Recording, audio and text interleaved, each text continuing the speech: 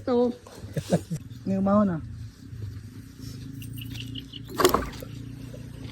Wasdak mga master, magandang araw. Ngayong araw nga pala mga master, nagkasinabot naman kami dito nila Master Benji na mangingilaw na naman kami ng tilapia. Kaya tamang drive lang ako dito sa aking motor na 1,000,000cc at hinapit namin dito yung aming isang kauban dito na si Master Saya. Kasi mukukuyog din daw siya sa amin mga ngawil para makakain daw po siya ng kinilaw na tilapia. Sobrang excited na talaga mga dagway namin sa mga puntong ito at hindi na pinadugay-dugay. Agad-agad na kami nakarating dito sa spot. Nakalipay na talagang maayo yung aming dagway. Sobrang napakalinaw talaga ng spot ngayon at sobrang excited ko na. Naguna-una na ako sa kanila dito. Hindi na talaga makapag-intay yung aking dagway at sa mga oras na ito ay nagsuot-suot ako dito sa kalabungan. Lumili-li ako dito, baka may banakong dito nga nagbuyot. Pero mabuti na lang kasi the area is clear kaya tamang andam-andam lang ako dito. Sobrang nalilipay ng mga dagway namin dito kasi magsimula na talaga kaming mga ngawil. Pagkalingon ko dito sa aking mga kasamahan ay nakapaghagis na sila sa kanilang mga kawil at ako rin dito ay nakaandam na kaya bumira na ako dito kasi may tumandog-tandog na at pagkabira ko dito ay maliit na gamay pa man yung nahuli ko. Parang sobrang napakaliit na gamay pa nitong kilawin kaya papakawalan ko lang muna siya. Kaya sabi ko sa kanya, mag-ingat ka dyan sa unahan ha kasi may mga kidnapper dyan. Sabi naman niya, okay ha, salamat ya ha. Kaya pumutuloy na ako sa mga oras ito para makahuli ng good sa pangkilaw at pagkalingin ko dito kay Mr. Benji ay nakahuksit na siya dito ng isda. Milipay talaga maayo yung kanyang dagway kasi good sa talaga daw pangkilaw yung kanyang nahuli. At ako po dito badabanday, kumurug-kurog na yung aking kawil. Kaya agad-agad kong binira at pagkabundot ko dito ay sobrang napakagamay pa man ng isda. Parang hindi pa pasok sa pangkinilaw. Kaya agad-agad ko lang binalik kasi mamimili lang ako dito ng sakto lang pangkinilaw. At dito na may tumutukob na naman sa aking pamain. Kumurug-kurog na naman yung aking pamingwi. Dahan-dahan biglang sumalong yung pamato kaya binira ko agad dito. Kalibay, mo man di ay. At dito na po may tumutukob na po kaya binubunlot ko na agad dito at pagkabunlot ko dito yung magahi-gahi kahit maliit na gamay yung nahuli lang. Dahil sakto na siya pangkilaw kaya binutang ko na lang sa aking ikubag. Bumubunlot na naman ako dito at agad-agad namang nasundan na good size na kayo pangkilaw kaya lumilipay na yung aking dagway sa mga oras na ito. At sa mga puntong ito ay patuloy sa pagpadayon kami dito sa pagpinamingwitay. Hindi na lang talaga kami umaasa na makakahuli pa talaga kami dito ng mga mamaw kasi bihira lang talaga yung mga mamaw sa spot na ito makisipagkagatan. Dahil siguro sa sobrang napakarami talaga ng mga tilapia dito ng mga maliliit. Siguro sinabihan yung mga maliit na isda sa mga mamaw na kayo lang muna yung kagagat niyan kasi maliit pa kayo para naman ay lalaki kayo kasi uhay kayo sa duyanan. At pagkabira ko naman dito banda ay sobrang napakagahi-birahin. Yun pala ay dalawa pala yun ng kaluha yung nahuli ko. Goods na pangkinilaw yung isa at yung isa ay sobrang napakaliit na gamay pa. Sabi ng malaki-laking tilapia, ako lang yung hulihin mo ya. Huwag mo isama yung kapatid ko ya kasi marami pa yung mga pangarap sa buhay. Sabi ko naman, hala, luya, oy, sige, buyaan lang ko ni. Sabi naman ng maliit na tilapia, salamat kayo ko. At sa mga puntong ito ay may kumagat na naman kaya binunlot ko na naman dito at pagkarsa ko dito ay kaluha na po yung nahuli ko. Naglambigit talaga silang dalawa. Agad-agad ko talaga silang pinakawalan kasi nangulisok talaga silang tinaman. Sa mga oras na ito ay oras na pala ng pananghalian. Parang sakto nang magawa ng kinilaw kaya agad-agad ko nang inaarsa dito yung aking mga huli at ibinibigay ko na dito ni Master Saya para iyang lilimpyuhan yung aming mga kikilawing tilapia. Ang bait ni Master Saya, siya lang daw maglinis kasi mangawil lang daw kami dito, mag-concentrate kami sa pangangawil. At pagkalagay ko dito sa aking kawil ay agad-agad dinakman ng isda at pagkabunot ko dito ay nakahuli pala ako dito ng maliit pa na magikarp. Sabi ko sa maliit na magikarp, imuhang mama ang tato kita ko dakuha sa man di mong mama. Sabi naman niya tuwa sa silingan niya nagdulag tong agoy mo baday o hala uli na ka okay badlunga to dito. Sabi naman niya sige ya tuon to na ako. At dito banda-banday naandam na ni ate dito yung aming kikilawing tilapia at pinapanitan ni Master Saya dito yung pipino na isasagol sa kinilaw na tilapia. At siyempre nahumanan dayon hindi na pinadugay-dugay kasi kuta sa kayo ng aming mga tiyan dito. Kinuha ko agad yung aking baon na kanin balik tulog kataw pero ako rin mukha na ni. Tamang relax lang ang mga master sa mga oras ito bisag ipanggusla na yung mga dagway. At siyempre master kung nanonood ka ngayon tapos mahilig kang kumain ng ganitong klase mga pagkain ay halika na dito kain na tayo. At maraming salamat ka pala master kung umabot ka po sa part na ito at pa-share naman po ng aking video para malilipay na naman yung aking dagway. Salamat.